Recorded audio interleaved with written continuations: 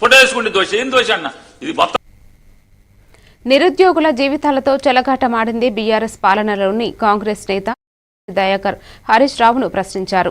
గాంధీ భవన్ లో మీడియాతో మాట్లాడుతూ నిరుద్యోగుల సమస్యలను రాజకీయ లబ్ధికి వాడుకుంటున్నారని విమర్శించారు. మండలిలో మంత్రి శ్రీధర్ బాబు చేసిన వ్యాఖ్యలను వక్రీకరించి నిరుద్యోగుల్లో అయోమయం సృష్టించడమే బీఆర్ఎస్ అజెండా అన్నారు.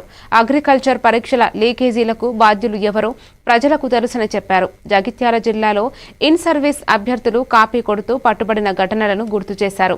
కాంగ్రెస్ ప్రభుత్వం నిరుద్యోగులకు న్యాయం చేసే దిశగా ముందుకెళ్తోందని, సీఎం రేవంత్ రెడ్డి నిరుద్యోగుల బాంధవుడిగా నిలుస్తున్నారని దయాకర్ పేర్కొన్నారు.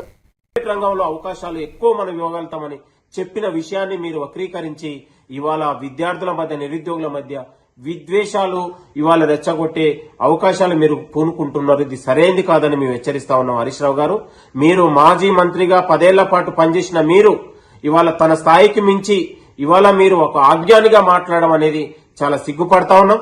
అగ్రికల్చర్ యూనివర్సిటీలో జరిగినటువంటి తప్పిదమేందో మీకు కనీసం అది కూడా మీరు తెలియకుండా దాన్ని ఒక లీకేజీగా అది ఒక పెద్ద దానిలాగా మీరు మాట్లాడడం అనేది కూడా సరైనది కాదని మేము కోరుతా ఉన్నాం.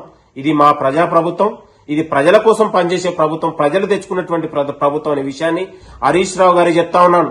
ఇది కుటుంబ పాలన కాదు. మీలాగా ఇవాళ ప్రజాపాలనలో ఏ ఒక్కరు అవకాశం లేకుండా సమిష్టి నిర్ణయాలతో గౌరవ ముఖ్యమంత్రి రేవంత్ రెడ్డి గారు ఈ రాష్ట్ర అభివృద్ధి కోసం, విద్యార్థుల భవిష్యత్తు కోసమే ఇలా జీవితం అంతా అక్కడ పణంగా పెట్టి పనిచేస్తున్న విషయాన్ని గుర్తు తెచ్చుకోవాలని మేము హరీష్ రావు గారికి హెచ్చరిస్తా ఉన్నాం.